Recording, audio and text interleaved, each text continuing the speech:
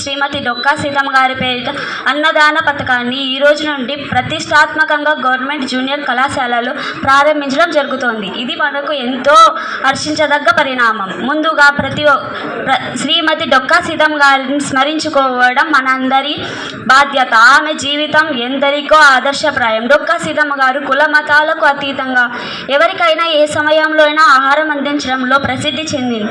ఆమె తూర్పుగోదావరి జిల్లాలో జన్మించారు. అన్నదానానికి మించిన దానం లేదని, ఆకలిగొన్న వారికి అన్నం పెట్టడమే ధ్యేయంగా అతిథి దేవోభవ అన్న పదానికి ఉదాహరణగా నిలిచింది ఆమె. 40 సంవత్సరాలుగా పేదలకు ఉచితంగా ఆహారం అందించడం జరిగింది.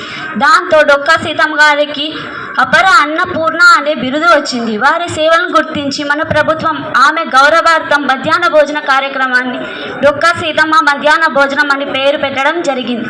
మరియు మంచి పోషకాహార విలువలతో కూడిన ఆహారాన్ని అందించేందుకు మా ఆరోగ్యం మరియు విద్య మీద ప్రత్యేక దృష్టి పెడుతున్న మన ప్రియతమ ముఖ్యమంత్రి నారా చంద్రబాబు నాయుడు గారికి మరొకసారి విద్యార్థుల తరపున మా హృదయపూర్వక ధన్యవాదాలు. Thank you madam. ఈరోజు సింగనమల ప్రభుత్వ జూనియర్ కళాశాల విద్యార్థులకు ఒక శుభ సంతోషకరమైన, ఎందుకంటే ఈరోజు రాష్ట్ర వ్యాప్తంగా గౌరవ ముఖ్యమంత్రి మీరు ప్రారంభించినటువంటి డొక్కా సీతమ్మ గారి యొక్క మధ్యాహ్న భోజన పథకాన్ని మన కళాశాలలో కూడా గౌరవ ఎమ్మెల్యే శ్రావణిశ్రీ గారు ఇక్కడ లాంఛనం చేయడం జరిగింది. ఎందుకంటే గత 2 సంవత్సరాల నుంచి గమనించినట్లయితే ఈ కళాశాలలో చదువుకున్నటువంటి విద్యార్థులంతా కూడా గ్రామీణ ప్రాంతాల నుంచి రావడం జరుగుతుంది. అదేవిధంగా వారు లేదా మధ్యతరగతి కుటుంబానికి చెంది ఉండి, అదేవిధంగా వారి పేరెంట్స్ అంతా కూడా వ్యవసాయం దాని అనుబంధ రంగాల్లో వివిధ వృత్తుల్లో వారు నిమగ్నమై ఉండడం జరుగుతుంది.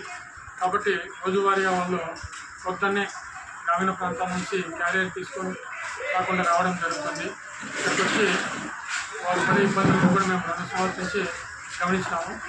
కాబట్టి ఇప్పటి నుంచి కూడా వారు ఎటువంటి ఇబ్బందులకు గురి కాకుండా రోజు కూడా ప్రతి డైలీ కూడా సమ్మిళితమైన ఆహారాన్ని, అదేవిధంగా పౌష్టికాహారంతో కూడిన ఆహారాన్ని ప్రభుత్వం మనకు డైలీ కూడా మధ్యాహ్నం అందించడానికి ఈరోజు శ్రీకారం చుట్టింది. కాబట్టి ఈ పథకాన్ని ప్రభుత్వం కానీ లేదా ఇతర పథకాలన్నింటినీ కూడా, లేకపోతే తల్లి వందనం కానీ వీటన్నింటినీ కూడా వినియోగించుకొని మేము మంచి ఉత్తీర్ణత సాధించడానికి కృషి చేస్తామని చెప్పేసి తెలియజేస్తున్నాం.